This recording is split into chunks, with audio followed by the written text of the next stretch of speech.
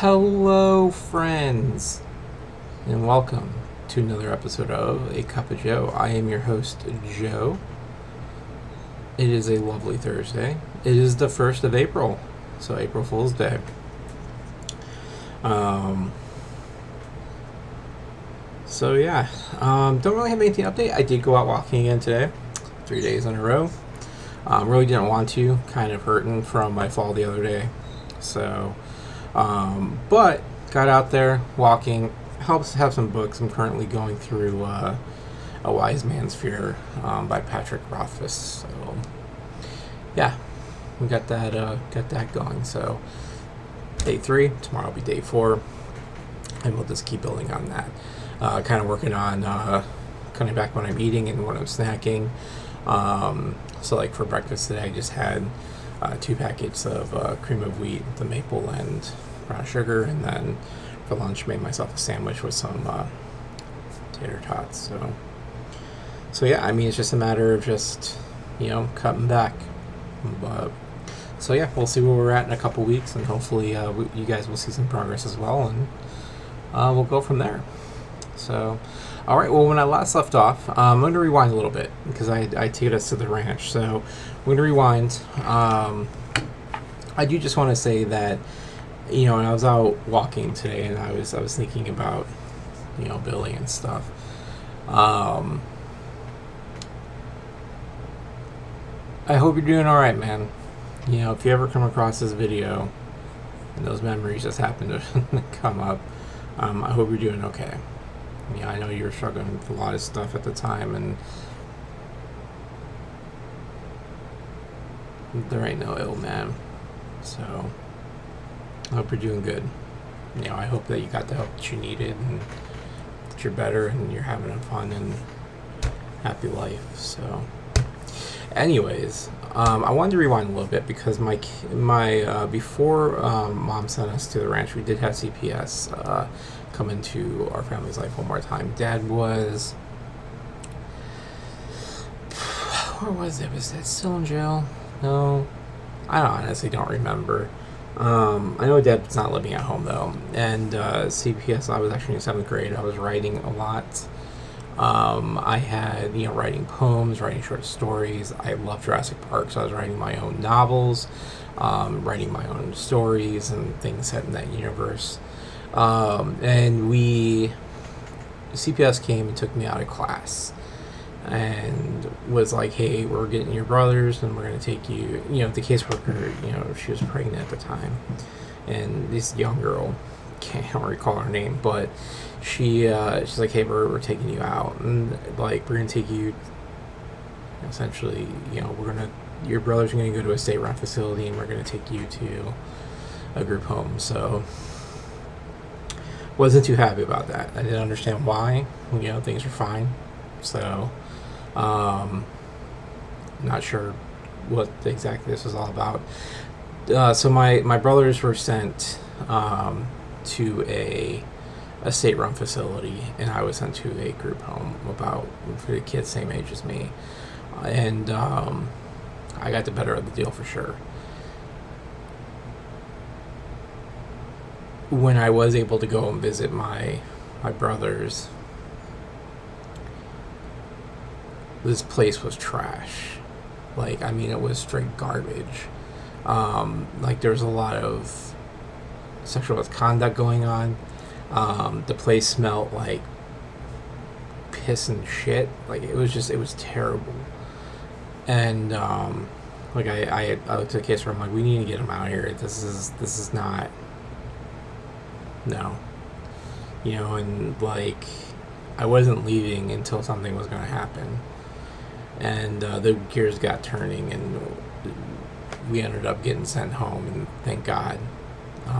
Because that place got shut down for drug use, child abuse. It just, So it's one thing I did as a kid, that I stood up for my brothers at that point, because that wasn't going to happen. That place was just trash. So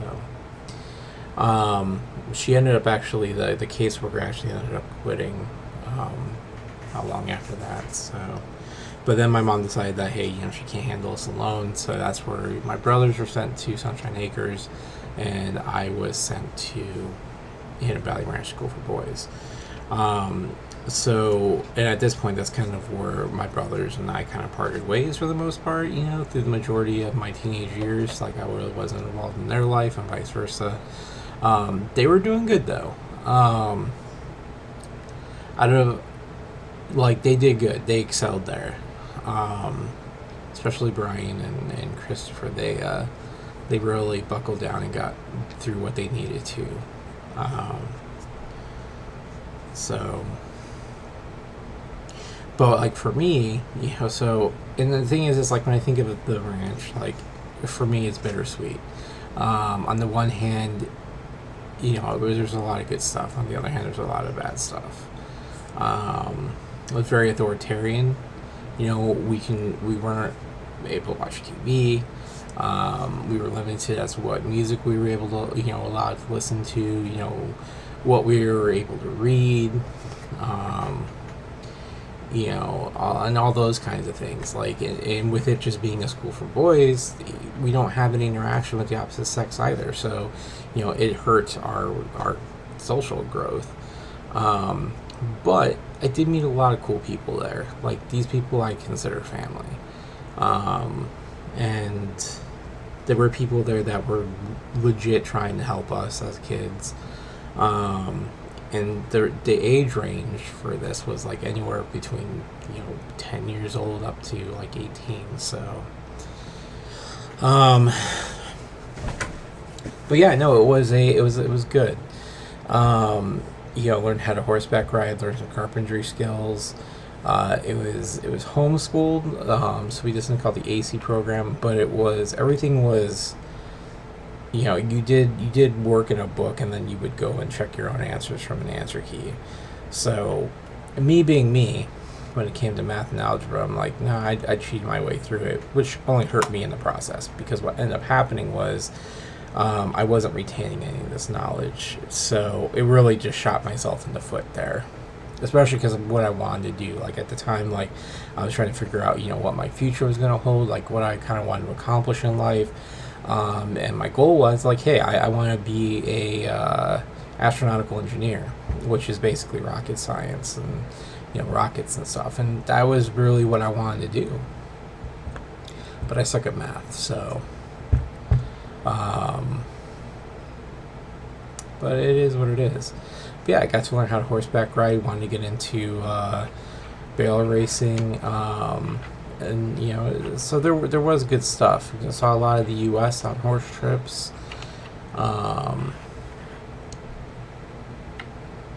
Was exposed to different parts of Christianity, I suppose, between Nazarene and Baptist. So I mean that was illuminating. But with the light, so goes the dark. There's when you throw in a lot of kids, especially with that differing age range, it kind of, when the adults aren't around, it kind of becomes,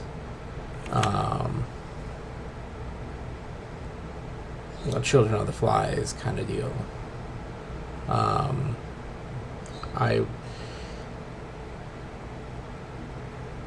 always coerced by older kids to do things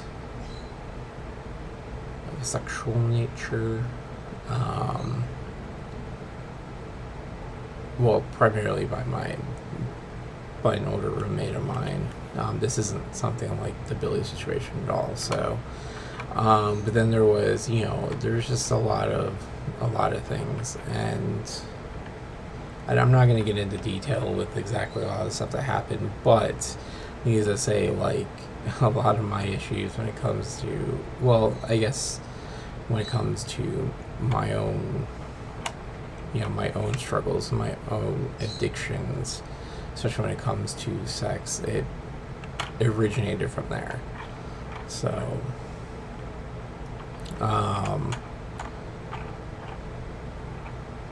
so yeah, I mean, outside of that, I wanted to graduate from there. I wanted to be like, oh, hey, like, I was already putting in all the time. Like I legitimately enjoyed my time there for the most part. Um, like I said, like I love the people that I was with. The school over time, over the years I was there, started getting smaller. Not as many kids were there, so it became more like a family. We went from having 3 properties down to just the one. Um, so so yeah, I mean it was a good experience. Like as far as learning a lot. The problem is the owners were incredibly vindictive. They weren't. I mean, they were Christian. Like Gordon and Norma were cool when they were cool, but um, there came a point at which it's like, I love my time there. Like, I would never do anything to jeopardize my time there. Um, my second mom, Robin, like she was my teacher.